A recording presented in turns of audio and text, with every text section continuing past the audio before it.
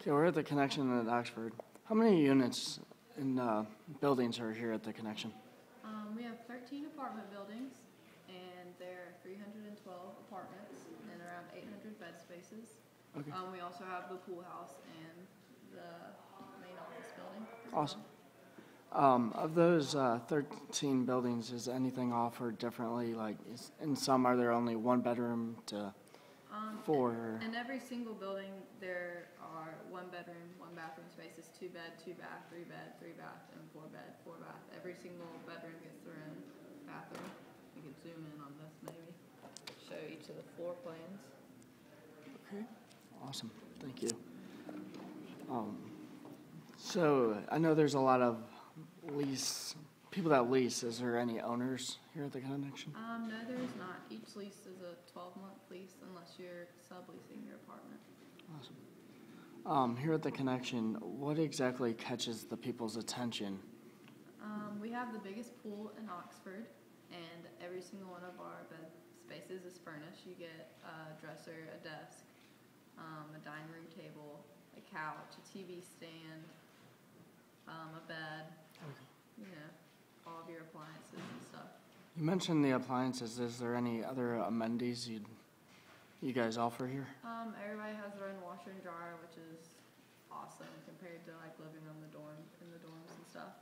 We have a tanning bed and study rooms and a printer that you can use, and also the clubhouse, which has like a pool table and big TVs and all that jazz. Very cool. As mentioned above, I guess prior, you mentioned what catches people's eye. Is there anything that directly scares them away?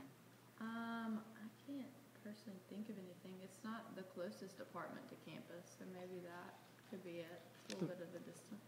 The price seems definitely fair amongst other apartments. It is, including that all the apartments are furnished, and it's already included electricity and stuff like that. Okay.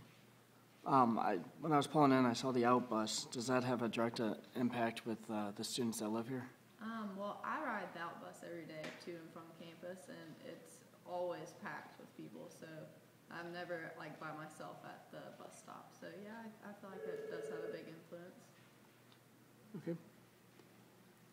Is there any, I guess, we mentioned the flyer. Is there any other marketing techniques or? Yeah, we have a website, connection@oxford.com. We can give you a whole bunch of information about it. Okay, very cool. So you mentioned there's no owners.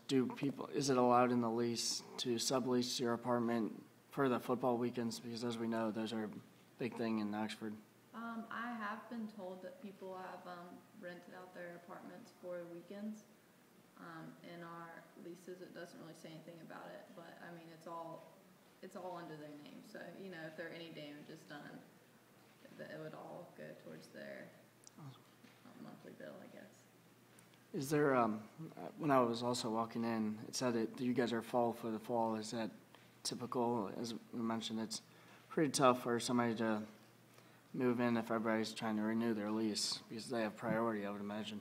Yeah, I couldn't tell you how many people renew their leases and how many new residents we have, but right now we are 100% capacity except for a few bed spaces that we didn't have people show up, or they ended up not moving in, or stuff like that, and we're trying to fill those, but there's only like 4 or 5 open bed spaces, not full apartments. Awesome.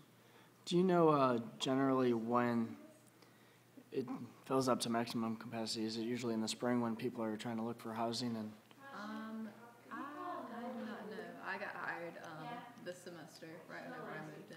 Oh, okay. Very cool. We mentioned the outbus. How does the parking have a play here? Do a lot of people have cars that park at the Connection? Yes, we have covered parking, which is an additional $15 a month if you want those, and then we have just regular parking, and everybody is required to have a decal.